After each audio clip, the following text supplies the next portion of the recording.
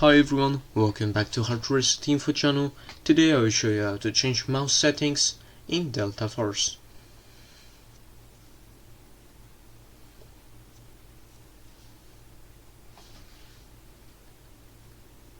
So as you see, I'm already in the main menu and I'm gonna head over at the top right of my screen to settings. Then I'm gonna go over to the second tab called keyboard and mouse, and as you see, the first tab is called mouse sensitivity.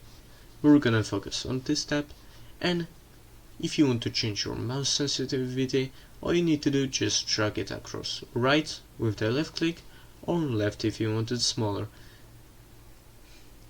The second option is gonna be vertical sensitivity. Basically implies on the vertical mouse sensitivity, and all you need to do is just left click and drag it across to right or left if you want it smaller. Same applies with every settings. And that's basically it for the video, guys. I hope you guys enjoyed. Leave a like and subscribe, and see you guys in the next one.